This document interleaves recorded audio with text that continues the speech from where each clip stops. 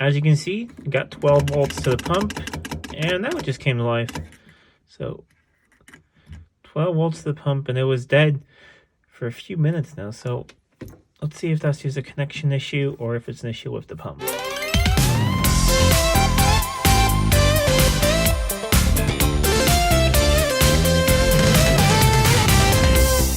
Welcome back to Living with a Classic, and if you're new to my channel, I hope you stick around and consider subscribing. I put new videos every week on some Jaguar and classic car related content, and today we're going to have a look at my daily driver 1975 XJ6. It's going to be a little bit different video. I hope it's going to be interesting for you guys. So basically you're going to follow along while I troubleshoot a stalling issue I'm having, and I've gotten so far to think it is something to do with the fuel pump at least.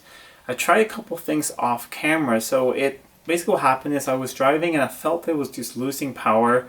So, when I gave it more gas, it would kind of, stumble along a bit more. As soon as I let off the gas, it kind of felt like it would die. And it died on me once.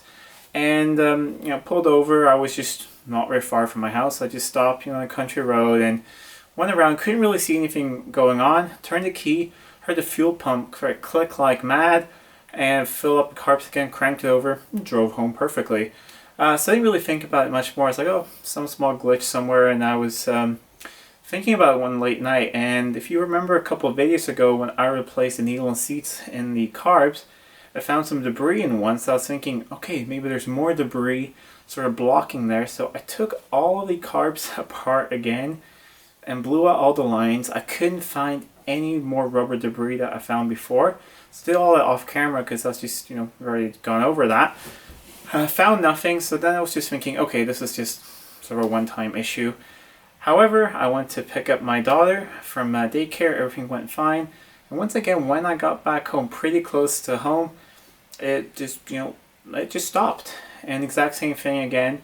I went outside, I left the ignition on this time, went outside to the back, pumps were completely quiet, or the pump was completely quiet. And then I went inside the car, I turned off the ignition, turned it back on again, pump clicked, filled the carbs, and I drove it back home.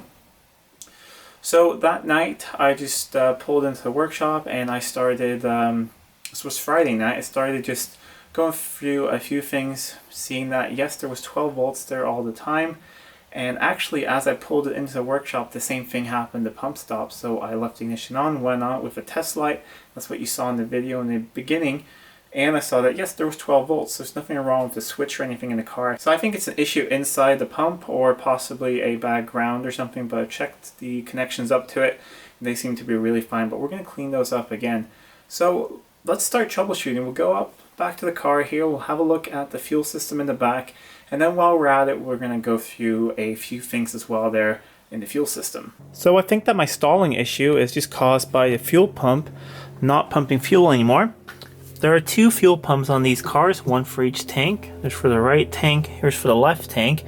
I'm only using the left tank in this car.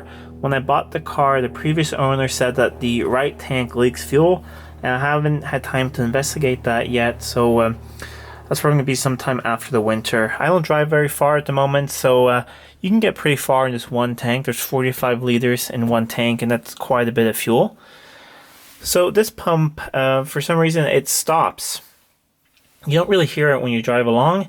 It's pretty quiet, but they tick. So when the engine is stalled and I've gone out to the back and listened, I haven't heard the pump. Then a little while later, I hear the pump come on. It clicks really quickly. I hear the cars fill up with fuel, and then I can drive again. So I did a test before, and I just filmed it with my phone. I'll insert that right here. But basically, I set up a test light between here and here, just proving that when the ignition was on, and the pump wasn't running at that moment, I still had 12 volts up here between the positive connection on the pump and the ground here. And while filming that, the pump actually just started working. So I'll put that clip in here now. As you can see, got 12 volts to the pump, and that one just came to life. So 12 volts to the pump, and it was dead for a few minutes now. So let's see if that's just a connection issue or if it's an issue with the pump. So as you can see, I think that there is something wrong with the pump. I've already made a video on these pumps before.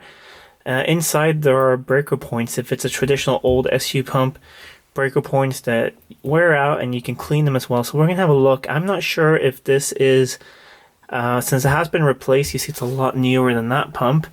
That's definitely an old style pump, but this could be a newer one with basically electronic parts in here instead of breaker points. And if it's one of those, I probably can't fix it, but let's hope that it is a new one, but still with the old style. Before I remove the pump, my plan has also been before the winter to completely disconnect that fuel tank. The right tank is still connected, so my plan is to just bypass all of this. I'm going to block off the fuel line from the right tank and just run a new piece of fuel hose from here up here and then enter this, which a previous owner installed as well. This is not original, but that's a good fuel filter. It's a lot better than the original one actually. So there's no problem having that. So that's the plan, but to do that I need to empty out the fuel tanks. So I do have about 1/4 of a tank of fuel in the left tank, which should be 10 liters or so. The right tank shows empty. I've never had fuel in it, but I'm going to empty it out just to make sure it is empty as well. So the first step is to empty out the fuel tank, and on these cars you have a drain down here, big bolt right there, and then there is like a big washer which is also threaded in, and below that or inside there's a small pre-filter in the tanks. So I'm going to check if I have an extra gasket for that. If I do, I'm going to remove this one as well and check the pre-filter. But I'm going to drain the tank first out here into this drain pan. We'll see if the fuel looks nice and clean, or if not, then we'll take necessary steps to get the rest of this off. So there should be less than 1/4 of a tank according to the gauge, and so that should be less than 10 liters. But I have a drain pan here which is I think 8 or 10 liters. But I'm going to keep an eye on it, and I'll put the bolt back in case it starts overflowing. I've already pre-loosened this, so I held a wrench on the big one and loosened the small one. The big one is, let me see what it was. It was 13/16, thereabouts. The other one is 9/16. So we'll open this up, and fuel should start coming out. And of course, before I've done any of this, I have disconnected the battery. I have the door fully open, I have the windows open on the other side, I have good ventilation, and of course a fire extinguisher nearby as well.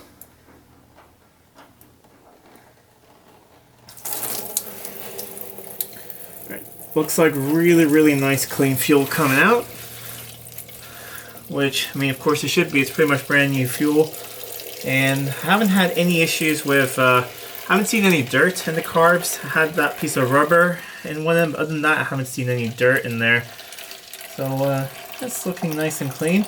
So I'm just going to let this drain out now, and then I'll be back. Drain pan's a little bit more than half full, but I put the plug back in just so I don't end up overfilling it. So I'll empty this one out. If it looks a little black inside, that's just because it's my old drain pan. So it's a good way to clean that one out as well. But at least the second part of the fuel, or the last part, is going to go into a cleaner pan, and hopefully I can see then if there's any rust or any debris in the fuel. The last of the fuel is dripping out now. So looking in there, I'll show you a little bit. I can see some small sediment, which is completely normal for one of these old tanks. However, I'm going to see if I have a spare gasket for the other sort of big screw in there, and if I do, I'll remove it. Otherwise, I'll do that at a later time when I have one of those gaskets. Okay, I don't want to get my camera too close to this, but you can see a little bit of debris and sediment down there. Sort of, some of it looks just like dirt, sort of like fine sand, and that is a little bit of paint, looks like, and yeah, some small rust particles. Really not that bad at all, but it's a good thing to get rid of it. That's why it's a good idea to periodically drain these tanks. That's why the drains are there. It's good just, flush them out. You don't have to have all of this in your pumps and in your fuel filter. So I am going to dispose of this gasoline. I'm saving it. I'm going to run it in my old lawnmower. Because there's nothing wrong with this gasoline. It's just a couple months old, or 2 months old or something, but definitely not going to put it back in the car. So we're going to drain out the other tank as well, and I have no idea what's in that one. Alright, I've loosened up the drain bolt on this tank as well. One thing I want to mention is on both tanks, there was a green paint over these bolts, so they at least have not been off since this car was painted. So See if I can find out when the car was painted, asking the previous owner. But at least I know that these have not been off for a very, very long time. And I know that this tank has not been used for maybe 3 or 4 years. So whatever is in here is going to be probably pretty nasty. If there is anything at all. Alright, there is absolutely nothing at all coming out. Just a couple small drips, and it's disgusting and smells really bad. Alright, well that's a good thing to know. That means that at least the pumps are doing their right job. So when I'm using the left pump, it's not pumping over fuel into the right tank. So the valves in the pumps are doing a good job. Let's put this back in, and now I'm going to see if I have any gaskets, if we're going to remove the big plug on the other side. I checked and I don't have any new seals at home. I remember incorrectly. I have tank seals instead for the sender unit, but I don't have those. So I'm just going to leave it alone for now. I'll remove that at a later date when I've gone to order the parts, because it's a Saturday here. There's no way I'm going to get hold of that before Monday when I need to use the car again. So now I'm going to remove this pump here. We'll take it to the bench and see if it's one of the old ones or the new ones. But while I do that, I'm also just going to remove or cut that fuel line there, put a bolt in there, block that off. There's no fuel in that tank, but I still want to block it off. And yeah, I'll remove most of this fuel pipe here for the crossover between the two. And then when I'm all done, we'll put it back. I'm also going to replace this line as well because it looks really old. Replace that line and then run a new line from here up to here. So we just bypass this thing for now. So we just have one tank and one pump for now. But I'll remove this off camera. It's a bit too tight in here for me to film, and it's nothing really special you're missing. It's just one bolt that holds it in place. The ground there, positive there, and 2 fuel lines there. It's very easy to take off. Everything's removed now and blocked off, so let's head over to the bench and have a look at those pumps. Here are the 2 pumps out of the car. So this is the left one I was using all the time, and I've never used this one. So I'll just be focusing on having a look at this one first. And I've already made a really detailed video of how to take these apart, completely rebuild them and check everything. But I'm going to take a few small shortcuts here just to do a little bit of a quicker look, because I think I want to find out if this is an electronic one or if this is a traditional one with breaker points. If it has points, I want to check if they're, clean or dirty.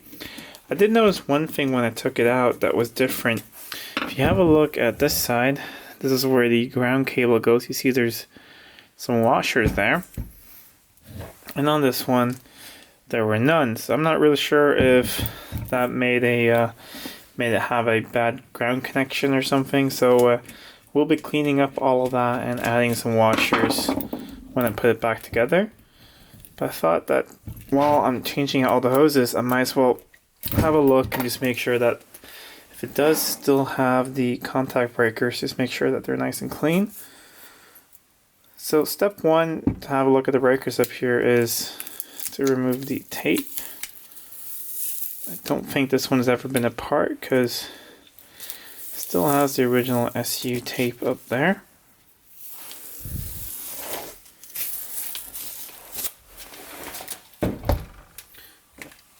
Put that to the side and see if I can reuse it. And we'll loosen up the positive connection up there. So yeah, this will just be a really quick look. If you want a detailed look at how these pumps works, I'll put a link to that video down below so you can check that out.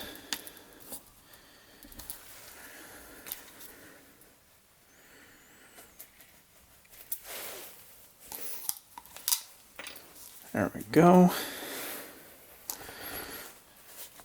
Seems to be some goo there or something. Could be because if you follow along the channel for a long time, you know that when I bought this car, there had been an electrical fire due to a short circuit at the fuel pump, and maybe that's melted there. Not really sure. It's a little while later and the cover's off, and I also learned some new things. So we talked briefly about that little electrical fire that the previous owner had on a long trip abroad. So my understanding was that when that was patched up, this pump was replaced. That's why it looks so new. But I just texted the owner and asked them, no, this was apparently replaced by the previous owner. So this was the pump that was part of that electrical fire. The electrical fire was up front at the fuel switch, and I've changed out all of that. That's all new. So that's probably why this is all melted. You can see it's the washer that's melted into the plastic onto here, and that's such a hard time getting it off. So the good thing is that these are really simple inside. This is not an electronic one. It has the breaker points here. However, it's very dusty and dirty inside. And these seem to be off to one side. So we're going to take off the top of the breaker points here. Just loosen up that screw. And just see how dirty they are. The thing is, I've driven this car for about 400 kilometers or so without absolutely any issues, and that owner drove the car home and then apparently with this pump after having that failure. So maybe there isn't something seriously wrong with the pump, because not that much can go wrong with these. But have a look at that. Those are really, really dirty and sooty, and you can see it sort of looks like they haven't been making a good contact over there. I think what I'm going to do now is I'm going to clean this one up, put it back together. Just going to take some memory cloth or light sandpaper, clean off the points, put them up here. I'm not going to go through the whole adjustment process where you remove these screws and you screw in and out the diaphragm to adjust them, because it has been running perfectly before. So I think that there's nothing wrong with the adjustment. Okay, I've cleaned them up the best I can. They're by no means perfect, but they're a lot better than before. That side and that side, which goes against each other over there, they got really nice and clean. They look like they're supposed to. The other side seems to have been arcing a little bit more, so there's a little bit left on that one and a little bit over there, but definitely a lot better than before. Probably going to order, or I am going to order, just some spare breaker points for these to have at home and to replace pretty soon on this one. However, I'm just gonna put this back together now, and it should run. It should work a lot better than before and hopefully be perfectly reliable. But let's just have a look inside the other one for fun.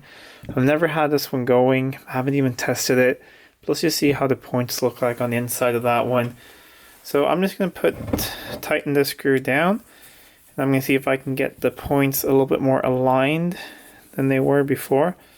That will also minimize wear, of course.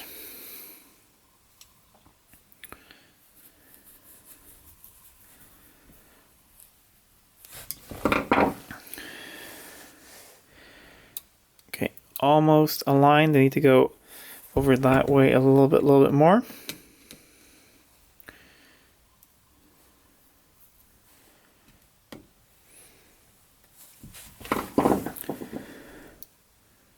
Okay, I'm not sure if I can even show that on film, but basically the top and bottom of the points line up perfectly now.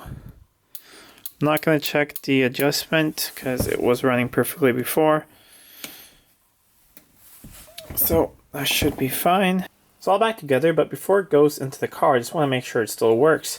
So I have a power supply here. I put the ground on there. It's got the positive here, and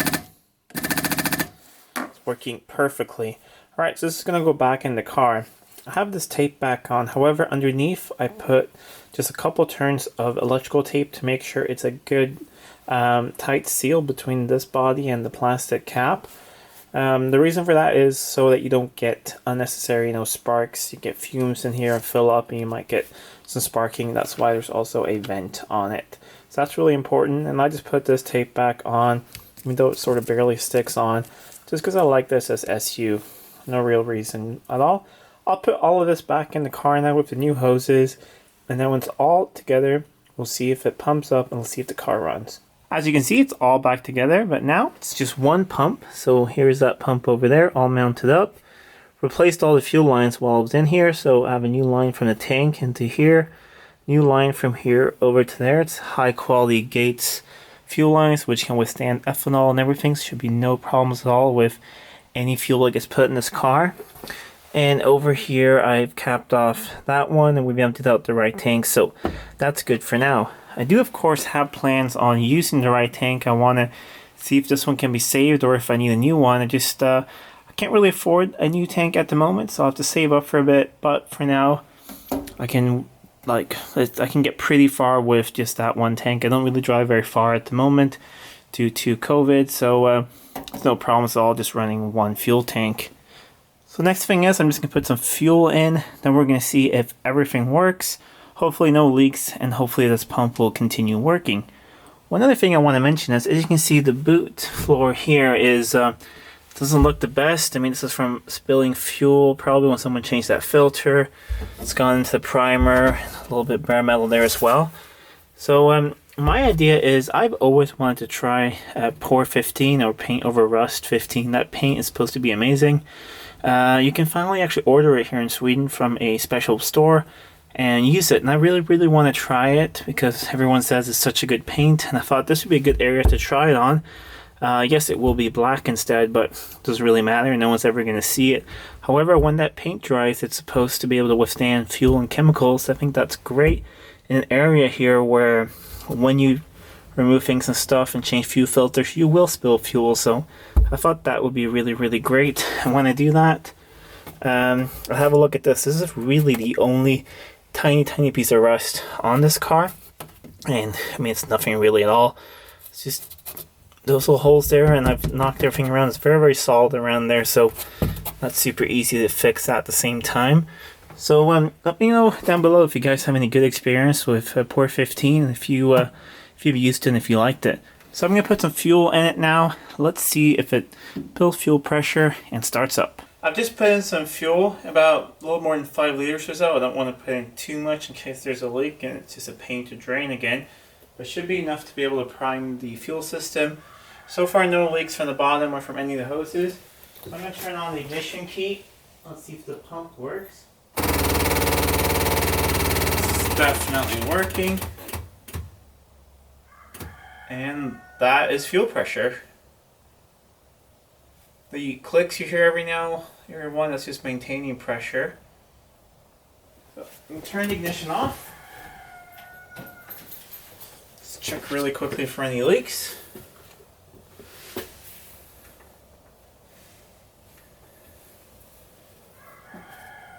Everything looks really nice and dry, so let's just try and start it up.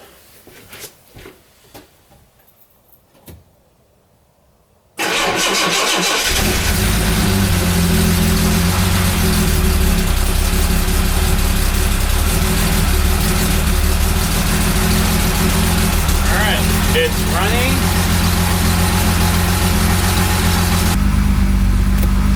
Hope you can hear that. Tick.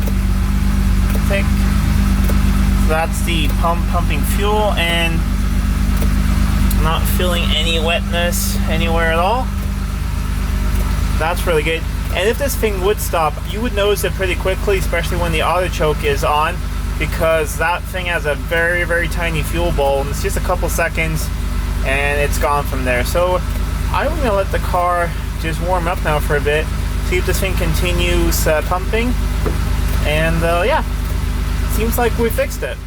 And that's it for this video. It seems to be fixed. I've had it idling here for about 20-30 minutes and hasn't really cut out once. I mean, the longest I've driven it now for a bit before was just 20 minutes or so. So it seems to be fine for now. I am going to continue driving it and we'll see what happens, and I'll update you guys on my Instagram if it's working or if it's not working, but I think it should be fine for now. I do plan on ordering, next time I order parts, I will order new breakers for it and replace those because that's a good wear item, but the rest of the pump seems to be fine. And I think cleaning them up is going to make them last a pretty long time as well. So if you like this video, please give it a thumbs up, share it with your friends. If you're not already subscribed, please subscribe to the channel. It really does help out a lot. And until next time, I'm Adam, and this was Living with a Classic. I'll see you soon.